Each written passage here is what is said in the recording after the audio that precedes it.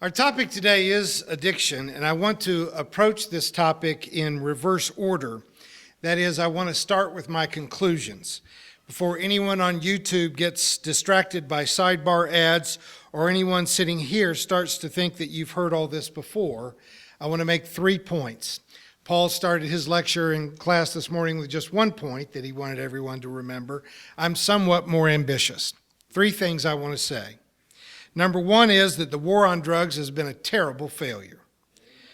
Its inevitable failure would have been obvious to anyone who spent 5 minutes looking at how well our experiment with prohibition worked out. The war on drugs has cost trillions of dollars. It has ruined millions of lives through incarceration and giving young people permanent criminal records. It has fueled organized crime with endless resources of cash, guns, and political power. An absolute horrible mistake. We changed Johnson's war on poverty into Nixon's war on drugs, and we have continued to go down the wrong path for decades. Amen. Secondly, addiction is not a crime. It's a problem. It might be a physiological problem. It might be a psychological problem. It might be mental illness or physical illness. But it is a problem and not a crime. AA insists that it is an illness, and I think in some cases that's true. There are people, I'm convinced, who have a psychological addiction to drugs or alcohol, but as in most cases, it is a psychological issue in much the same way that people are addicted to sex or TV, the internet, pornography, smoking, or shopping, because it is either an illness or a mental health problem. Incarceration only makes it worse. You don't lock people up for having cancer or for being depressed. You treat a disease. You treat mental illness. You cannot punish it out of existence. It only exacerbates the problem. Therefore, resources being ineffectively spent on incarceration and law enforcement should be immediately transferred into proven and successful treatment programs. And if you happen to be listening today, President Obama, you've got about 6 months left in which you could pardon about 1 million people who are currently in prison for nonviolent drug offenses and wipe the slate clean of tens of millions who have criminal records related to nonviolent drug offenses. Nothing that a president could do could help to stimulate our economy more, show greater leadership and compassion, and you wouldn't even have to ask any Republicans to help you go along with it. In fact, if I may say it this way in this place, President Obama, damn you if you don't do it, because you're the only person who can, and we both know it ought to be done. My third point is a restated agreement with something Carl Jung said at the dawn of the 20th century, and that is the root of addiction is a spiritual thirst. And because it is a spiritual disease, the cure must have a spiritual dimension. Now, if you are one of the people who read my 1999 book, Christian Wisdom for Today, then you are in a very special and small group of people. And I will tell you, if you're listening on the internet, if you write me and just send me $3 for postage, I will send you an autographed copy because I think I have several hundred in the garage still. But if you read that book, you know that AA has played a huge and transformative role in my life, not because I was ever an alcoholic or an addict, but because there is a spirituality that I discovered in attending meetings with church members who were seeking sobriety that I'd never found in church. I was a graduate student serving a student church, had a very active alcoholic that was in trouble legally. The courts had required him to go to AA, and he wasn't going to do it. It was just a room full of hypocrites, he said. And I said that I will go with you. I'll take you. I'll go and sit with you if you will go. And I kept going, and I loved it. And he said they're a bunch of hypocrites, and he went back to his mobile home and drank himself to death. It was the first funeral I ever had to do for someone who died of alcoholism. And let me just say this. Over the years, I would guess that I have done funerals for probably upwards of 100 people who died of addiction. Not a single one of them was identified in their obit in the paper as having died of drug or alcohol addiction. It was always something else. It was a perforated ulcer. It was some other illness that actually killed them. But I can tell you what killed them was their addiction.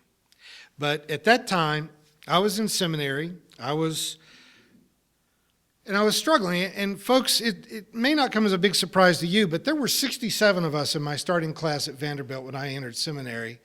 There were fewer than a third of us graduated, and within 5 years, only 17 of us were still in ministry, because the church, by and large, is not what we thought it was going to be when we decided to go to seminary. We thought it was important. We thought it was vital. We thought that it really would mean something.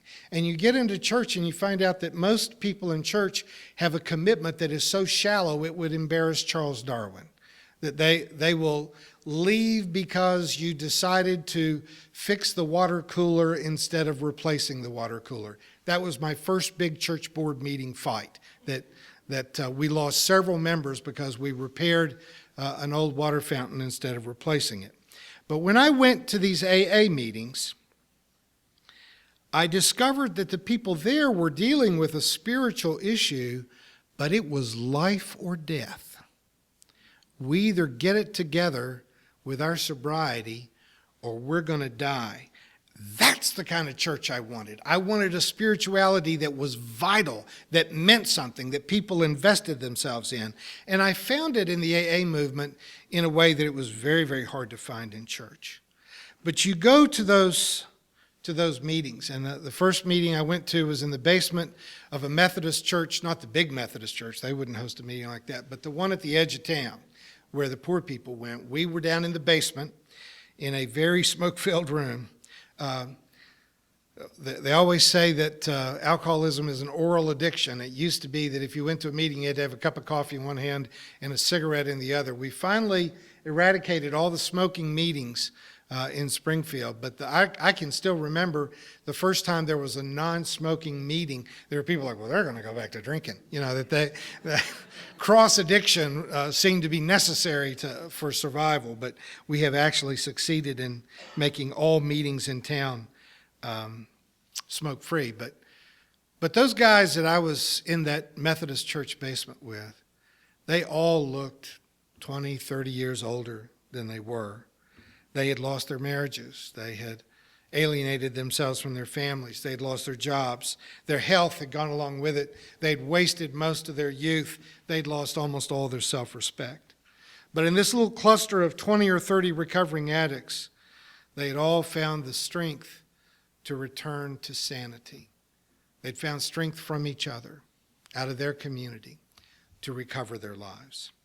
Now, the 12-step movement was founded in the 1930s, and it has historically been more successful than any other treatment program, and most of the treatment programs prior to the last decade were modeled after it. And what I say now, I want to say very carefully, because I don't want to be critical in any way that would give anyone permission to stop going to meetings or to be dismissive of a program that has worked for millions of people. If you attend the meetings and work the program, you have a better than 50% chance of recovery. But I do want to talk about why I think it works.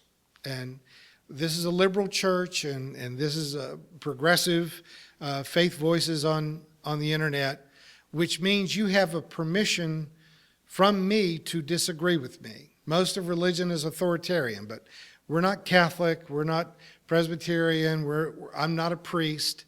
I'm telling you what I think. So, and I want to have the liberty to say this without being dismissive of a program that works for millions of people. I want to talk about why it works, but I don't want to do an autopsy on AA. We still host a meeting here every Thursday at 5:30, and I drop in now and then to visit with them. The literature that is in AA's big book and in their 24-hour book is astonishingly open-minded and progressive in its religious assertions for a book that was written by people that were not very theologically sophisticated in the early part of the 20th century. They insist that everyone pray to the God of their own understanding, and they at least attempted to not make it a Christian program. They attempted to make it open-minded and open to other religions. Now, it's clear, if you are aware of the nature of other religions, that it was written by people that really only know anything about Christianity. It's very Christian in its language, but they at least are trying to give permission for atheists, agnostics, and persons of other faith to engage. And I loved several aspects of the 12 steps, especially that it required the person who was seeking sobriety to become completely honest with themselves. I like the confessional aspect of the steps that ask you to make a fearless and searching inventory of your own failings and to confess those to another person. It's never really real until you say it to another person with skin on them. That's frankly why the Catholic practice of confession actually had a lot about it that had merit and that worked. If you come up with a list of what you've done wrong and you only keep it inside your own head, you are your biggest fan. You are the author of the novel in which you're the hero. So even if you can list all of your failings, over a very short period of time, you will turn them into virtues. You will say, well, maybe I wasn't a great father, but I did the best that I could. No, you didn't. I've never met anyone that's done the best they could as a parent. We could all do better. I could start being better at it today. But our minds tend to clean these things up for ourselves. I like the community aspect of the final steps of the 12 steps that insist that you not just come to meetings long enough to get your sobriety and then take it with you and leave. The program implores those who are successful to remain active in AA groups, helping other addicts to find a meaningful life for themselves again. And if you're listening to this sermon and you're currently active in an AA group and you are getting your first taste of sober living, I might even suggest that you hit the pause button now and come back to this message a year or so from now. Because I don't want, one of the things that can go wrong with a recovery movement is if you start to try to psychoanalyze the movement, and by pulling it apart and taking it to pieces, you lose faith in the program. I want to say this clearly. If you work the program, if you make 90 meetings in 90 days and continue to be regular in attendance and get a sponsor, you have a better than even chance of regaining your sobriety. But for the rest of us, 4 generations after this movement started, we are being buried in a new wave of addiction in the United States. Not that the numbers are anywhere near rivaling alcohol abuse, but opioid addiction is severe. By the way, let me just say this. 7 out of 10 alcoholic beverages that are served in the United States, including Springfield, 7 out of 10 are consumed by alcoholics. That if it were not for alcohol abusers, most of the liquor stores you see around town would go out of business. Most bars would go out of business. A lot of restaurants would go out of business. All the stuff that they put on there about drink responsibly and have a designated driver, that is complete smoke and mirrors baloney. The people that are producing alcoholic beverages know that the only reason their stock continues to climb is because of alcoholics. If we actually stopped alcoholism, the industry itself would be upended. But right now we have a sudden burst of opioid addictions, both through prescription painkillers and heroin, which has resurfaced. But the heroin has largely resurfaced because doctors are scared to continue to write prescriptions for opioids, and basically opioids are heroin. I mean, I'm no chemist, but they're virtually the same thing. So people become addicted to pain relievers They can't get them anymore. Their doctors won't give them to them anymore, but heroin is available all over town. 20 years ago, Dr. Tomlinson and I were involved in a research project funded by the Borough Mental Health Fund to investigate the rise of methamphetamine addiction in the Ozarks. And I learned a lot in the process of working on that project about the psychological and the physiological aspects of how drugs affect people. That you take enough methamphetamine and your neuroreceptors that receive the dopamine in your brain will be physically changed. And of the parts of your body that will heal when you've got a cut or an injury, neurological material heals slower if it heals at all. So over a very short period of time, someone will so damage their neuroreceptors that they are no longer able to feel normal in the absence of the drug. Some of the people we interviewed said that it feels like having the flu all the time. And they're never able to enjoy a song, appreciate a beautiful sunrise, or take a walk in nature and get out of it what a normal person can get out of it, because they have damaged that part of their brain that is capable of experiencing pleasure. The people we interviewed in our research were all people who were either still incarcerated or were on parole. We did not interview anyone who had managed to be an occasional meth user, nor did we interview anyone who had managed to change their life by stop using without some time in either a treatment program or in prison. And in fact, I think, Paul, I'm remembering correctly, of the 60-some addicts that we interviewed, every single one of them had a second use the same day as their first use. And so it looked to us like the addiction was immediate. It was easy to conclude from that kind of study that meth is bad, and we could say heroin is bad, cocaine is bad, oxycodone is bad, and whatever they invent next month, or whatever the passes for bath salts or plant fertilizers that's actually a kind of cocaine, it's all bad. What we didn't know 20 years ago is that there were thousands of people all around us who had been occasional users and had managed to quit. No one ever wants to confess, I used to use meth. No one ever wants to say that. But over my years in my counseling practice, I've encountered a lot of people who used to occasionally use meth. They were people who had used in certain circumstances, and their circumstances changed before they went to jail.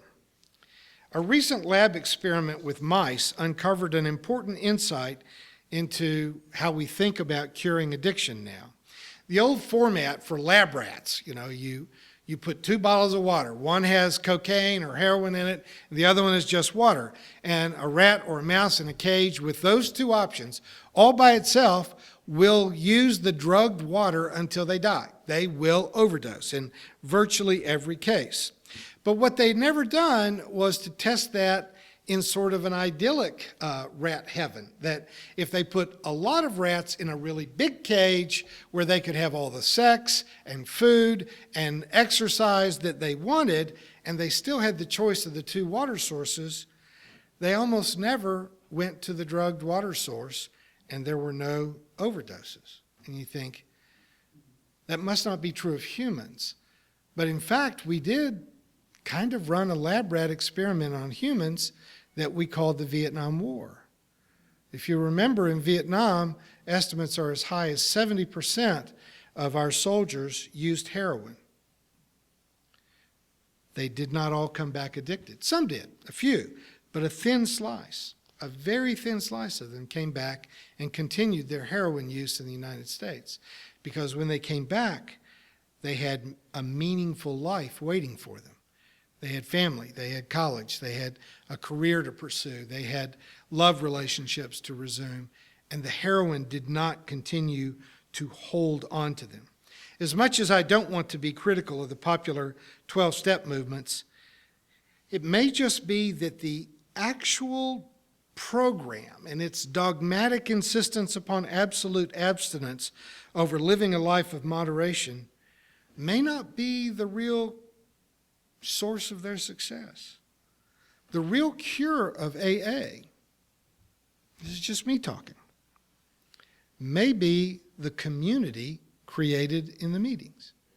It's the relationships of a sponsor to a newly recovering person. It's the friendships. It's the expectation that I'm going to come back to this meeting next week, that they talk about their home group, the meeting that they go back to, where they're going to have to say whether they've used this week or not. That there are people who care about me and have an expectation that I'm getting better rather than getting worse. They tell newcomers to attend 90 meetings in 90 days because they need to deeply invest in the community. They need to make friendships, make connections, trust people, open themselves, get a sponsor. Forgive me for saying it, but a lot of the content, particularly the religious content of the movement, is pretty much baloney. The community, however, that's meat and potatoes.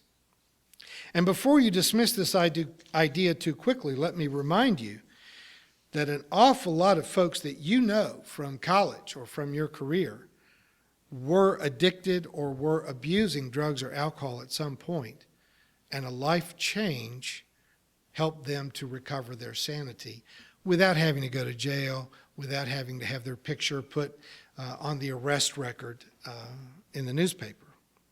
I can tell you from my years of experience of working with addicts that none of them ever set out to become addicts. And almost all of them were basically self-medicating. And Paul talked in his lecture about depression and bipolar disorder, in which a person is feeling tremendous pain and they are medicating the pain. But I can tell you from a pastoral vantage point, and maybe, Paul, we can talk about this later. When I think about the church members that I have lost to addiction, over half of them were gay. And the reason is they are self-medicating for social pain. They're not bipolar. They don't have dysthymia. They don't have a diagnosable clinical disorder. Their families hate them. Society hates them. And so they have pretended to not be who they were, to the point, and I would even add, a lot of gay men marry lesbians where they're both covering. They're gay people marrying in a straight marriage in order to cover for their sexual orientation, so they never have to admit to their family or to their employers or to their church, unfortunately, what the real nature of their lives are. But you repress who you are. You pound that down. You hammer that into a tiny little space, and it comes out as domestic abuse. It comes out as violence, and it comes out as suicide. So I think when we say self-medicating, a lot of times what we're trying to medicate is what people said to us in Sunday school classes. We're trying to overcome social programming that darn near killed us. Now, yes, mental illness and cross-addiction is a huge, huge issue, and especially people with bipolar disorders almost always seem to have a drug abuse problem at some point. But I think a lot of it is social. When you talk about, unfortunately, a lot of people try to get me to reel it in and say, well, everyone's got a right to believe whatever they want to believe and shouldn't be critical of another person's religion. And there are religions that are toxic. There are religions that kill people. There is a reason why teen suicide is, the majority of teen suicides are male homosexuals who have been condemned in their church. So if you think you know someone, whether it's your kid or your grandkid or your neighbor's kid, who you think might be gay, and they're taking them to a Catholic church or an Assemblies of God church or a Jehovah's Witnesses church, you need to tell them they are handing their own kid a loaded gun when they expose them to that kind of religious condemnation. It is toxic. Religion can kill people. There's no way to come up with a percentage, but I'm going to go out on a limb and suggest that most addiction begins as a desperate need to alter either a physical sensation of pain from chronic back pain or bad surgeries or headaches, but more often a sense of emotional pain. And therefore, neither outlawing the drug nor treating the addiction itself will ever make any sense if we cannot treat the actual causes of either physical distress, emotional pain, or religious persecution. And there's nothing that amplifies physical pain or emotional distress more than being cut off from meaningful, loving, supportive connection to others, which, if I may put that into our present context, this is why churches need to get their theological heads out of the clouds and start dealing with reality. Religious people need to talk about what is true and not just what their creeds or their belief systems or their ancient books say. Church needs to stop being a religious institution and start being a spiritual community where people find meaningful connections, where they can expect to receive compassion and understanding and support. Amen. It could be said that the church is the only army in history that ever made a policy of shooting its own wounded. It is high time that the church becomes better at loving than we are at judging, better at creating community than we are at causing division, and better at healing than we are at wounding.